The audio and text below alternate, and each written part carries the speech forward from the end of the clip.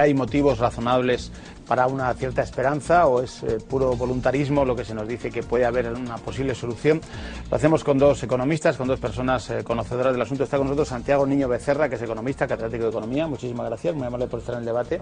Está también Luis Ayala, que es catedrático de Economía también. Encantado de tenerle con nosotros. Gracias. La primera cuestión que le quiero plantear. Estamos en una situación complicada, esto es evidente, pero ¿hay algún elemento que nos permita, sin caer en el voluntarismo, pensar que en un plazo medio, un plazo corto, podemos salir de la situación en la que estamos?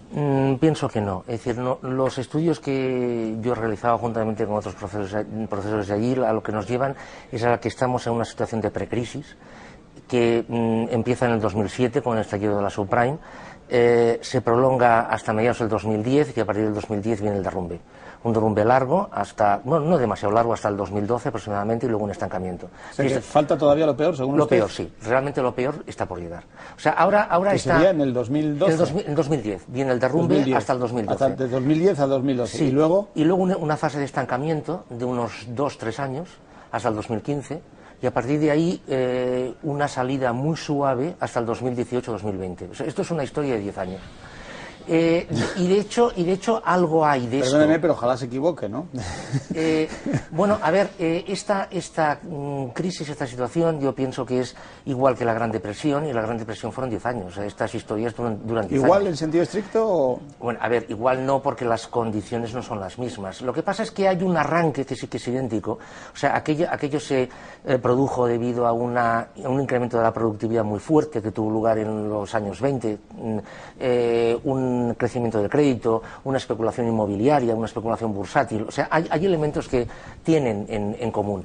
Diferencias. Ahora hay un modelo de protección social que antes no había, ahora hay un soporte que antes no había, pero en lo macroeconómico es bastante parecido. Luis Ayala, esta crisis económica corre el riesgo de llevarse, en el caso concreto de España, lo que hemos entendido históricamente como el estado de bienestar, ese sistema de protección que nos ayuda, digamos, a mejor vivir. ¿Esta crisis corre el riesgo de llevarse por delante ese estado de bienestar?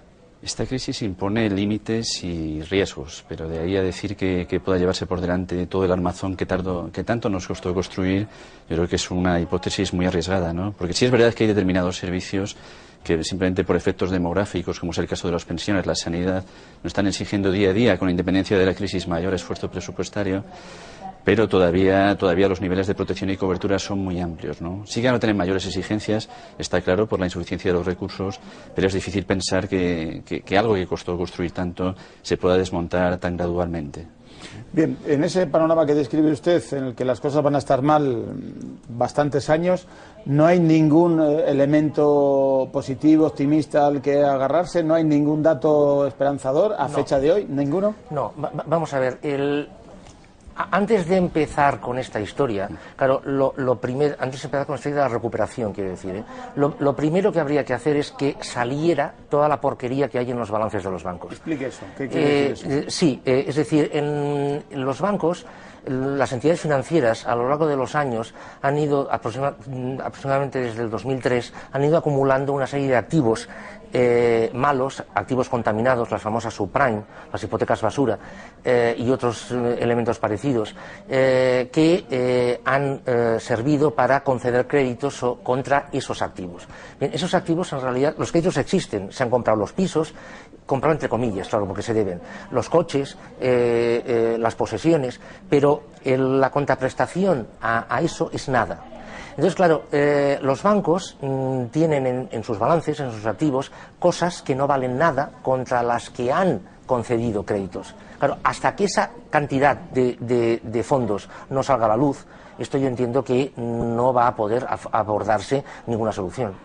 Sí, hombre, es evidente que sin un saneamiento financiero de gran envergadura va a ser muy difícil que la economía recupere ese pulso, ¿no?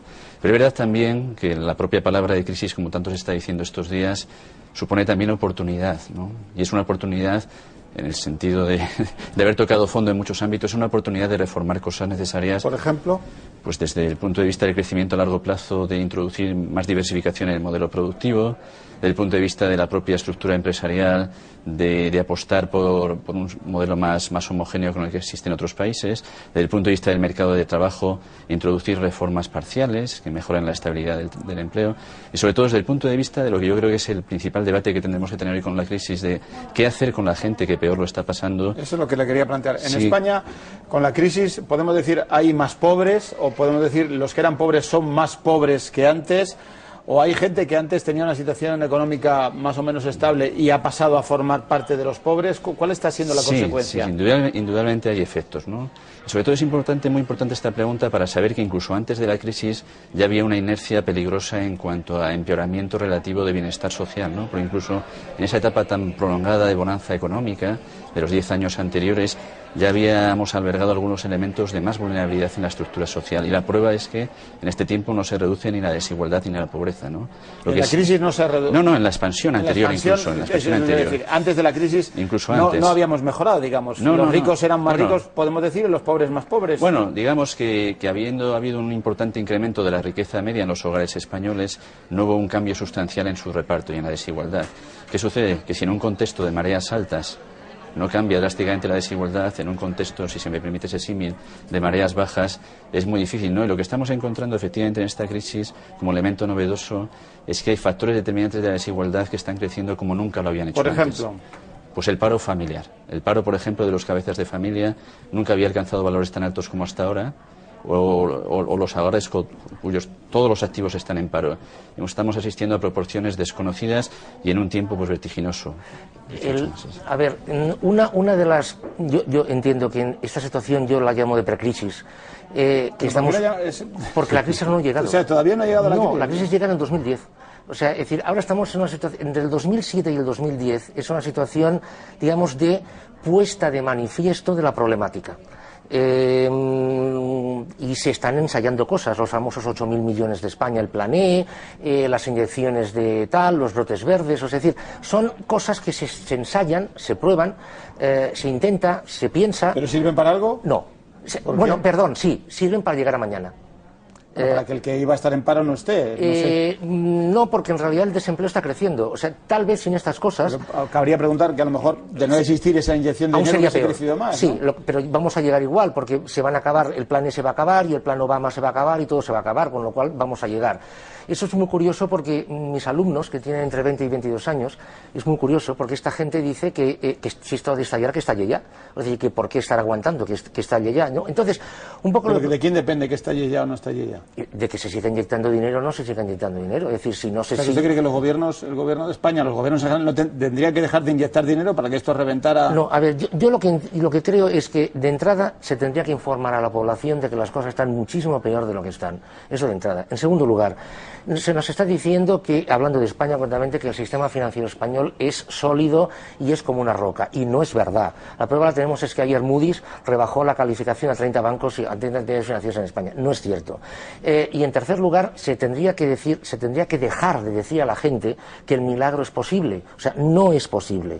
O sea, esto tiene que llegar. Según usted, no solo no es posible, sino que estamos en la precrisis y vamos a ir a peor, por tanto. Sí. ¿Por qué? Porque todo esto se pondrá de manifiesto. Y esta inyección de sinceridad que nos plantea Santiago, si en la medida que para mucha gente la economía es también una determinada forma de enfrentar las cosas, de estado de ánimo, puede ocurrir que haya gente que teniendo el mismo salario que antes de la crisis, decida a lo mejor no gastar un duro. Esto tendría consecuencias nefastas, ¿no? Sí, bueno, yo voy a empezar diciendo que discrepo parcialmente de lo que dice Santiago, a ver, Luis, de que la crisis no haya estallado en su plenitud, ¿no? Porque por lo menos algunos indicadores del mercado de trabajo es una expresión muy contundente. Por ejemplo, son brutales en cuanto a su aumento. Pues el número de hogares que están todos los activos en paro ya es más de 1 millón, más de 1 millón de hogares. Peor. No sabemos si va a ser peor, pero ya sabemos que es muy grande, ¿no? O los hogares que no tienen ingresos ni del trabajo ni del sistema de protección social, que son 472.000, ¿no? Eso, lógicamente, se está viviendo ya y es un drama y es sufrimiento humano, ¿no? Por eso yo creo que si hemos tocado fondo en algún aspecto, puede que sea un poquito más o menos, pero yo creo que esas cifras son las que tenemos que tomar a partir de ahora como escenario más negativo de la evolución de la crisis, ¿no? Y si antes hablábamos de optimismo o pesimismo, yo creo que hay que hablar de urgencia, ¿no? ¿Qué hacer con toda esta gente? ¿Cómo articular? ¿Qué cree usted que se debería hacer o qué cree usted que se está haciendo? En fin, ¿cuál es un poco el diagnóstico? Hombre, yo creo que hay que encajar la respuesta y yo creo que en eso se está trabajando y esperemos que culmine pronto el proceso de diálogo social. Hay que dar protección y hay que aprovechar esta ocasión, esta crisis, para dar respuesta a algunas de las insuficiencias de nuestro sistema de protección social.